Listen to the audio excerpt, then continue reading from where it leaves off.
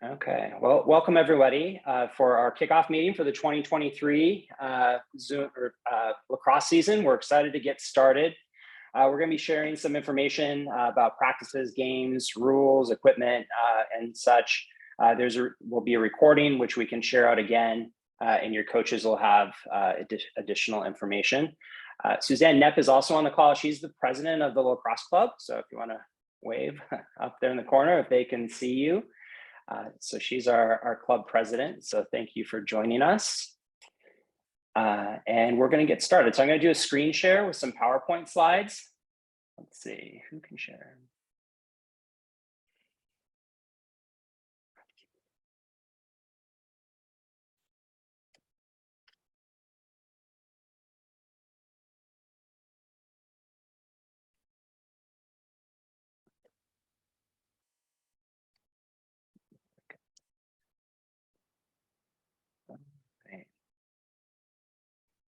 All right, so let's get started. So first of all, if you'll notice, we have a new icon that we're very proud of. We have within our lacrosse community family, Nick Foles, who's the parent of one of our girls players at the middle school, designed this new logo for us, which we think looks pretty cool. So we're excited for the rollout of this.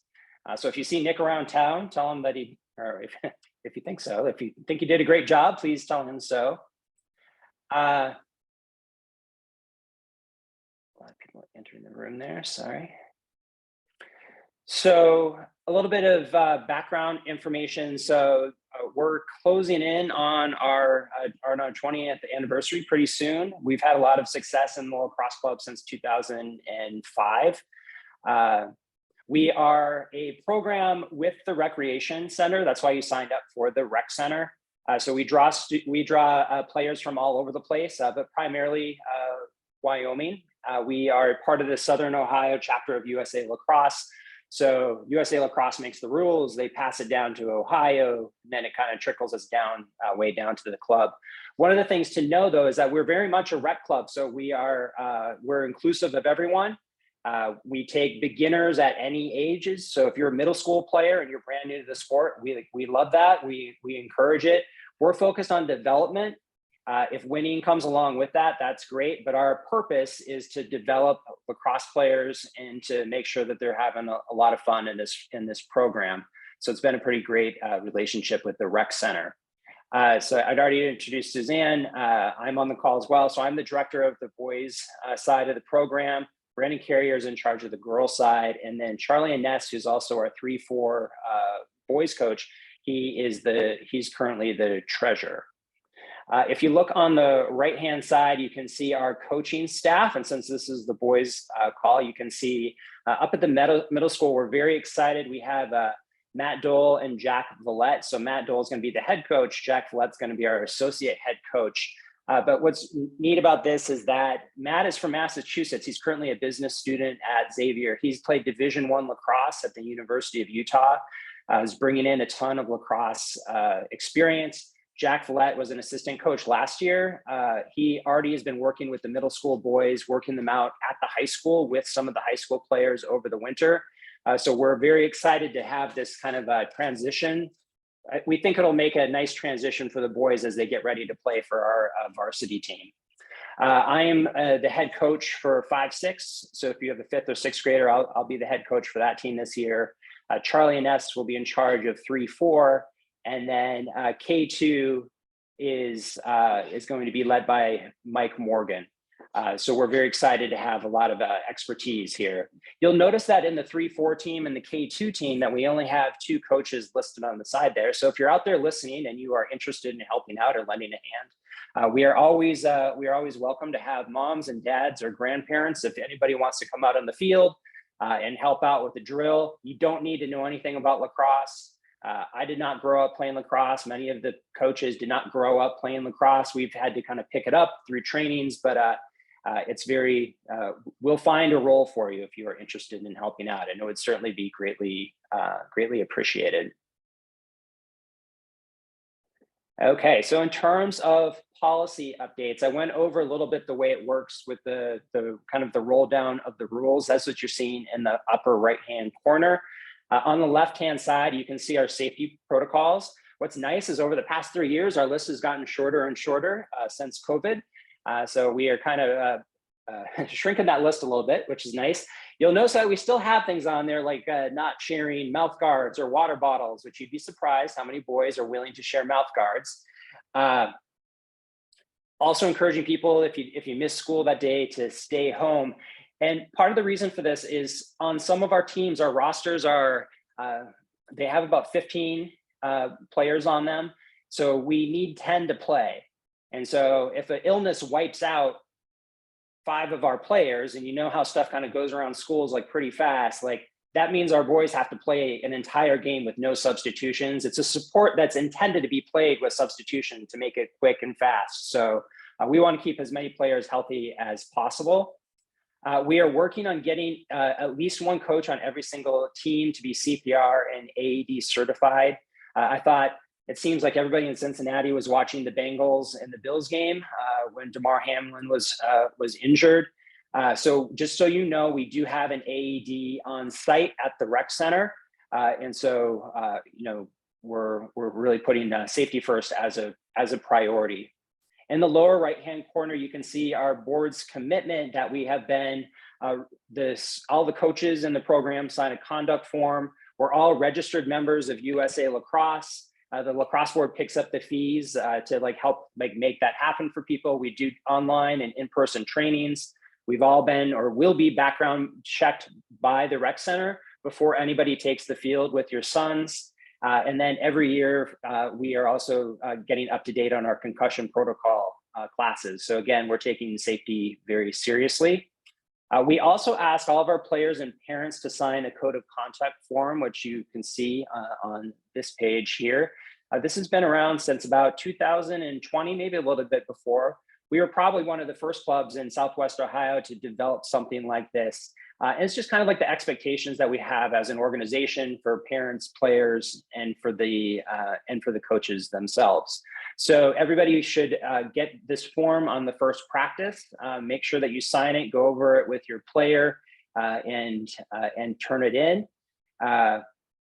One of the other things, it's not really in here, but in terms of the parents, you know, we just ask that if you have questions or if you have any challenges with any of the coaches or coaching staff, you know, please maybe wait 24 hours unless it's like a really pressing, urgent thing. Have a conversation with the coach. If it's not resolved or you can't resolve it, you can contact me as the director of the boys program. If you're still not satisfied, Suzanne is always willing to listen. But we can resolve, you know, pretty much everything through dialogue, and that's our hope. And we will say that Southwest Ohio encourages these forms. There have been programs. There's referees across a variety of sports that are quitting. It's hard to get referees now because some parents are frankly yelling, and we've never had a problem at Wyoming games with any of these types of issues, fortunately. But just to be aware that sometimes other teams' parent behavior kind of is driving some of these policy types of things. Yeah, Mike, I'm going to speak up just real quick. Yep. I haven't even updated you guys on this yet, but just an FYI for everyone that the Southern Ohio chapter of USA Lacrosse has recently just created a sub-team to actually dig even more into this code of conduct issue. There were some extremely serious issues last season on both the boys and girls side. Wyoming was not involved in any way, but there were legal actions, all kinds of stuff. So they will actually be following OHSAA guidelines for punishment, for lack of a better term, of players and parents. So we've never had an issue with Wyoming, but they've asked us to put that out there that everyone is aware with the issues that have been popping up over the last couple of years. We will start following OHSAA guidelines. Great, thank you for that. I wasn't aware of that, so that's very helpful. Okay, so you should be looking at a map of our rec center. This is the field layout, and so sometimes it can get confusing if you hear field A, field B, and field C. So you can see orange is C, B is the one kind of over near Skyline, I guess, and they have like that nice little wall where you can kind of like sit up there. That's the south field. And then the main turf is like the big football field there, right? So the practices for grades 3 through 8 primarily take place on the main turf. And all of our games take place on the main turf, with the exception of a rare 3-4 game that might take place over on Cat North. We also have the K2 team, so they practice on the over on the B field, and then their games will also be on the B field. But something to be aware of is that on game day, if you have a kindergarten through second grader, that they divide the field in half. And so there will be 4 teams playing at a given time on that field. And so what's important to know is that sometimes it can get pretty crazy. If the game starts at 9, we would just encourage you not to roll in, talk to your coaches, but don't roll in at like 8:55, because the parking lot could be pretty crowded. We're going to have lots of teams there. And the reason for this is that we have one of the best lacrosse facilities, honestly, in the region. We have fantastic facilities, fantastic fields, but everybody wants to use them. So we have that split field, and we'll also, I believe we'll have some girls teams playing at the same time on Sunday mornings. So it can get pretty crowded there. It'll be Saturday mornings. The girls will be on the blue and the orange. K2 boys on green. And then Sundays, it shouldn't be as crazy, but Saturdays will be the busier day. Yeah. All right. So in terms of overview, what to expect. So your coaches, if they have not already, will be reaching out to you shortly via email or via Teams Snap. But just to give you a preview of what people are thinking, we have tentatively scheduled kindergarten through 6th grade will be practicing Tuesdays and Thursdays. K2 perhaps from 5:15 to 6:15, 3, 4, and 5, 6 from 5:30 to 6:30. And then the middle school boys are tentatively scheduled to be doing their practices on Sundays and Wednesdays. But again, we have to just finalize a few more things with the coaches, and they'll get that information out to you as quickly as possible. Do not worry, we have not scheduled anything over spring break. We do not have anything scheduled the weekend before spring break or the weekend after spring break. So it does mean we have like a fairly big gap in our schedule of games, but if we didn't do that, we would not be able to field enough players usually to play a game. Kind of a club tradition, we do not have any lacrosse activities on Mother's Day. We've kept that date open as well. But starting in March for the 3, 4, 5, 6 and middle school teams, you'll pretty much have a game every week or weekend. And then starting in April, the K2 team season kind of kicks into gear. We are always looking for volunteers. I've already mentioned that. If you really don't want to go out on the field and help out with the drills or anything, we could use a lot of help on setup and breakdown for these practices. So in particular, we have to drag out all of the lacrosse nets and all the lacrosse gear. We practice with them, and then we have to drag everything back and lock it up. What we've discovered over time is that our lacrosse nets make fantastic soccer goals and pull-up bars, and they cannot take that beating. So we have learned that we have to lock everything up. Otherwise, it ends up getting used for just kind of people messing around and having fun with it. But it does add a lot of extra time for the coaches who are spending a lot of time planning practices and such. So if you have any ability to help out with our setup and breakdown of the practices, it's really appreciated. We have a partnership with our varsity team on the boys side, which I'll talk about in just a moment. And let's see, moving things around. Oh, just to highlight, last summer we did our very first summer lacrosse clinic. Like a camp. And so we're hoping to do that again next summer. So make sure you're checking out the rec guide for that. Now, if you look over on the right-hand side, you'll see some of the game details.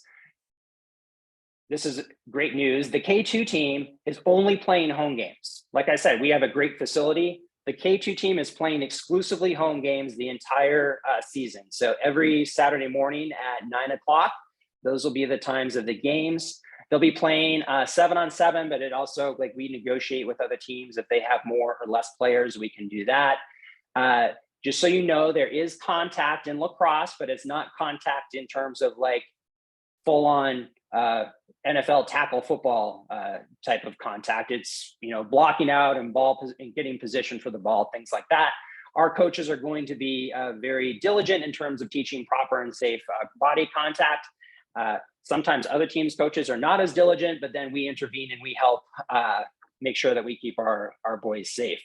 New for this season is at K-2. I can see Mike there now. New this season is they've added a rule that you now have to have a pass before you can shoot the ball. So no longer will we have like one player running down the length of the field and scoring a ton of goals. I mean, hopefully they still score a ton of goals, but after they get a pass, right? We're really putting an emphasis on teamwork here.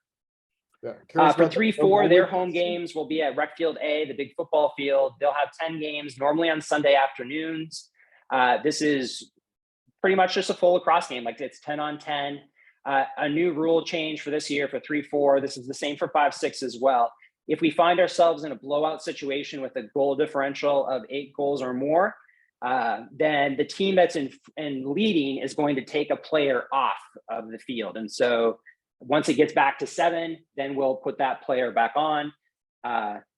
Just to be honest with you, Wyoming typically is not on we might be up by 8 more often than we're down by 8. Sometimes it happens, but we did have a few situations last year with some imbalance where we ended up with our players playing offhanded and, you know, not allowed to shoot. So the idea here is that we're trying to come up with a strategy to make the games a little bit more competitive. And they've really been doing some hard work to try and maintain competitive balance in the league. Middle school, we have the 7 and 8 will be playing also on the Wyoming Rec Turf Field. They have a 14-game season, and the primary difference is that it is a Tuesday-Thursday schedule. We do home and homes with a lot of different teams, and the lacrosse club made an effort this year to try and keep as many games as possible. We weren't able to do it exclusively, but within that 275 loop. So we were trying to get games against teams like Madeira and Seven Hills and the types of teams that we'll be playing in high school, because we want to start establishing relationships with those players and coaches.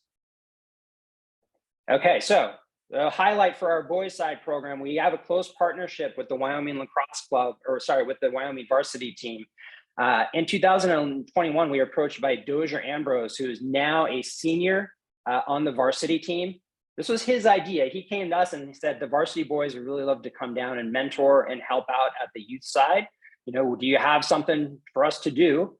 And we were thrilled, because there's a lot of us like myself, you know, I know a lot about lacrosse now and the rules, but in terms of like demonstrating some fancy move, that's not really in my skill set. So now I've got varsity players with us at every single practice. You'll see 3 or 4 young men who are assisting us with all of the different drills. So I just wanted to give a shout out to them and give a shout out to the varsity coach, Steve Sawyer, who actually moved the varsity practices later in the evening so that these boys are able to come and help us first before they go to their varsity practices. It's really amazing. And so if you see these high school kids walking around, if you want to, tell them thank you, we would certainly appreciate it, because it's a real asset. We're trying to do lots of station-based practices. We don't want kids standing around in lines, and because they're present, that makes that possible for us. All right, this is what you need to do as a family member. Your player needs to be registered through USA Lacrosse. So this goes for the coaches, but also for all the players. So there, you'll go to the USA Lacrosse website. Just Google it, it'll pop right up. Clicking on the menu, join and just do your basic membership. You will select us as your club. So the Wyoming Lacrosse Club, I did mine for my son and myself the other day. It's not like there's a lot of Wyomings out there, so it was very easy to find in the drop-down menu. And it's about $30 per player, and it's $55 for coaches. Team Snap is going to be the primary means. Many of you have probably already been contacted through Team Snap, and if not, I know the coaches are working to load up their app. If you're not familiar with Team Snap, it's an app that goes on your phone. It allows for easy contact in terms of weather delays, scheduling changes, chats and questions, things like that. Please know that we only have access through with the rec center, the information they gave us. And so we see a single name on the registration form that we have that we use to input Team Snap. So if you have an additional family member that you'd like to add, you can edit your player and you can add a family member yourself and put that in and put that information in. And then, you know, add whoever you want. They're just going to get our alerts if there's you know, grandpa's going to learn if it's raining and thunderstorms in Wyoming, you know, like, so, and some of the coaches use it differently. Like we updated our scores on my team, but you know, there's a variety of things we can do with that. Spirit Wear, which is a nice fundraiser for the club as well, will be coming out late February, early March. So coaches will make you aware of that through Team Snap or through email. And then the other thing we need to go over is equipment, especially for people who are new to lacrosse. So the boys' equipment is a little more, there's more of it, let's just put it that way, than on the girls' side. So I added a slide here that I hope you will find helpful. First of all, in terms of finding equipment, if you have neighbors that have sons that have already played, if they have hand-me-downs, that would be awesome. You know, like ask neighbors. You can get things from Play It Again Sports. If you're buying new, you can go online, Lacrosse Monkey. Velocity is a great store up in Westchester near the Target there on Tylersville Road. Dick's Sporting Goods is increasingly carrying more and more gear. Here's a couple things to know though. And what we found last year is that different referees do different protocols for their equipment checks. And so they don't always do this, but sometimes they do this. So I want to go through a few things. So one is that for the K2 level in particular, nobody should have one of the toy lacrosse sticks. You do need a real lacrosse stick to be effective. If you don't have a chance to run out and get ones, we have some in the shed that we can loan out initially, but it's nice for the boys to be able to have their own cross that they can practice with at home and kind of get comfortable with the ball. But you want to make sure that we're not buying anything that's a toy because it breaks very easily. Those toy sticks do because there will be contact. You also have to be careful about, I know we have some hockey players out there using hockey gear sometimes, like the elbow pads. We've had referees kind of ask boys to switch out. Some of the times the hockey gear is like a little harder shell and some things that don't quite pass muster with USA Lacrosse. Sometimes it's okay. Sometimes it doesn't quite pass muster. So you want to be aware of that. Spikes are not permitted. So metal spikes. So go with gym shoes at K2 or turf shoes. Most of the boys use turf shoes or turf cleats at the 3, 4 and up levels. It helps in particular on the turf. It can get pretty slippery there. That's helpful. And then finally, the helmets and shoulder pads. So the NOSCAE, that means it's certified. Then we do have referees that will occasionally check this. And in particular, we had one game last year at 3-4 where the referees checked the chest protectors. So this is a new implementation. So you want to be cautious if you go to Play It Again Sports, because the chest protectors meeting this certification standard is a relatively new practice since like 2022 or 2021, I forget which year. But it would be quite possible to find some shoulder pads that did not have this stamp on them. And so we did have a referee check this once last year, just so you're aware of that. And they are fairly strict. They won't let players play without the proper equipment. Now, the most common piece of equipment that goes missing and where we end up running into trouble with referees, because every single referee in Southwest Ohio is going to check this on the boys' side, is the mouth guards. And those are the easiest ones to lose. So it doesn't hurt to maybe buy 2 or 3 if you have some spares in your bag. It seems to be the thing that gets left behind or like in the other parent's car most frequently. So make sure that you have a mouth guard, because the referees definitely check that before every single game, an important part of trying to prevent concussions and such. And then finally, if you do go and buy new, especially a helmet, one of the nice things is if you purchase at Velocity or a place where they really know lacrosse, like they'll fit the helmet for you. Please make sure that your player's equipment has been fitted before you come to practice. It adds a lot of time for the coaches to have to unbox and try and do all the adjustments for the lacrosse helmets. And plus the people at Velocity, if that's where you choose to go, like they have a lot of expertise. They can do it really easily. Or there's a ton of YouTube videos out there if you're trying to fit the helmet properly. We basically don't want them shaking on the boys' heads. So they do need to be relatively tight fitting for them. Cups are a requirement. I was just reading through the rules. Obviously, there's not going to be a cup check, but take it from my older son's experience. You definitely want to wear it. If you get hit, you will feel it. That ball is pretty hard. So it's in the best interest of everybody to make sure that they're wearing their cup, and it is a required piece of equipment for lacrosse. Fortunately, they make them in shorts now so that they are much more comfortable for the boys in terms of being able to get around. Hey, Mike, all right, one thing yep. Real quick that the girls got called on a lot, and I can see that it's the same rule for the boys, is the colored mouth guards.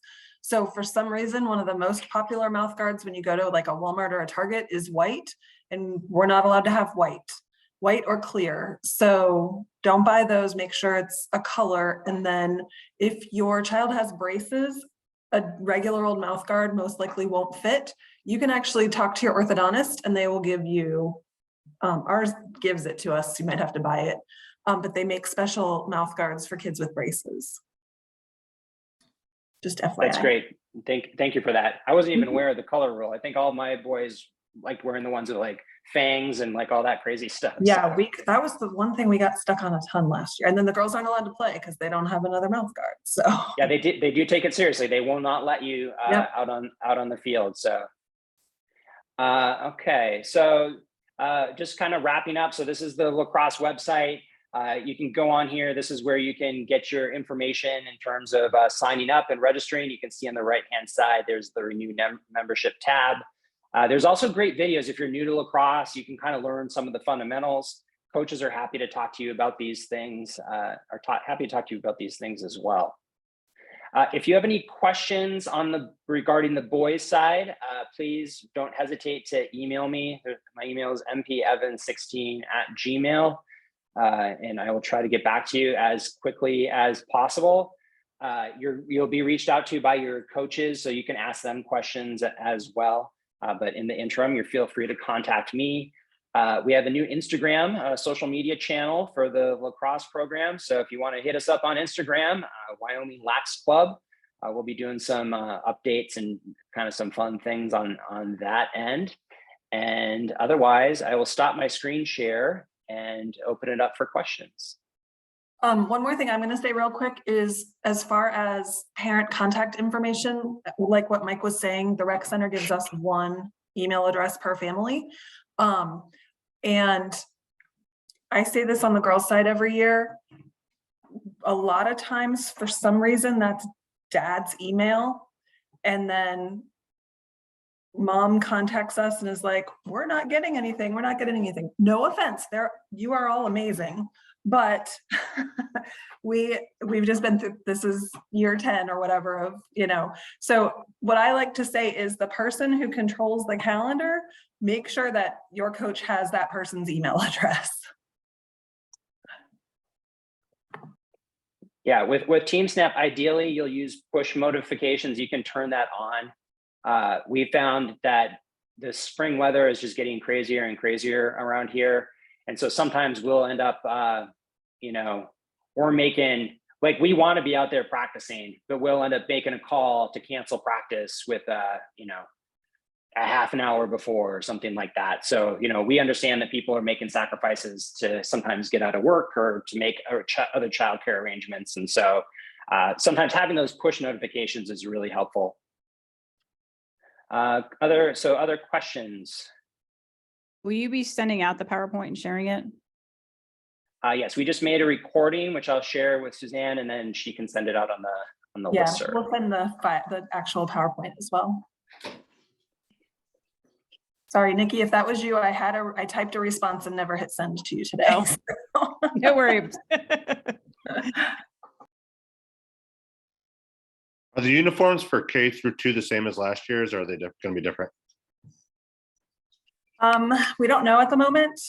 So the vendor that we've used in the past is not available anymore. So we're actually working on that right now.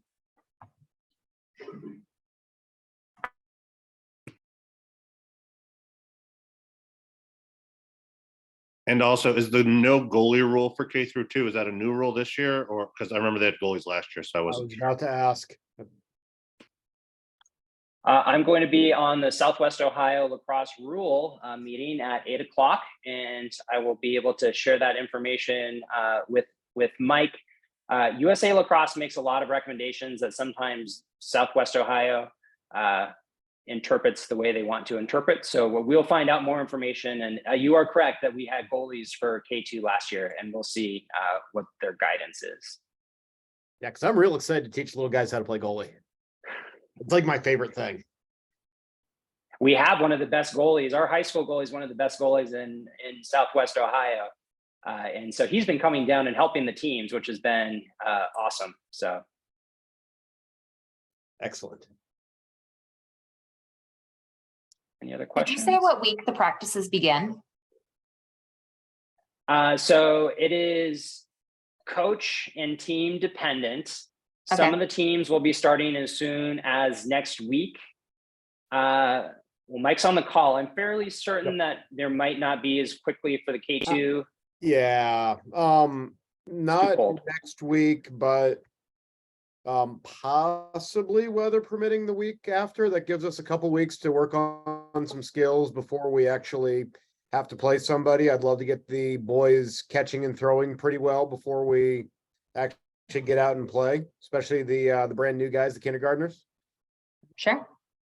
Do But you it is have the very date? weather permitting. I'm not about to freeze a bunch of 6, 7, and 8-year-olds. Yeah, no doubt. I want them to like this. Mike, do you have the date of the first game yet? Is it Uh, game or match? I don't know. First game is April 9th, going to Team Snap. I Oh. just added a bunch of kids to Team Snap today. April. April, April 8th. Cool. April 8th, 9 a.m. at the Rec Center. Thank you. It's Bellbrook. Any other questions? I'm on here for Reed. Having a hard time hearing you, Megan. Never mind. You can text me. Megan's my next door neighbor, so she can. Any other questions? We actually don't go to Wyoming yet. We'll go there next year. We just moved to the area a couple months ago. When is Wyoming spring break this year? Because I know it doesn't align with ours, I don't think. I believe it last is, week of March. Last week of March, yeah. Great, thank you. It's the last full week of March. Oh, okay, so the week of the 20th, March 20th then? No, Okay. the next. That leads into, It ends on April 1st. So I no believe. games the weekend of March 25th or April 1st. Cool. Oh, I see Megan's question in the chat. She's asking if it's too late to sign people up. No, it is not too late. I believe that there is a like a late fee at the moment if you go to register. Yeah, but please, by all means, tell your friends. Like we're still taking players on all the teams. The more the merrier. We want as many players and we want as many kids in the community playing as possible. So, Is this a boy? yeah, Okay, then yes, that's all true. still on the boys' side, yes. Well, we want as many girls playing, but sometimes those teams fill up a little faster. So, all right. So if there's no further questions or people feel free to email me. Thank you very much for joining us this evening. So the Zoom line is going to stay open because we have a girls meeting that follows immediately after. But thank you very much. We're looking forward to a great season and we'll see you out there on the fields.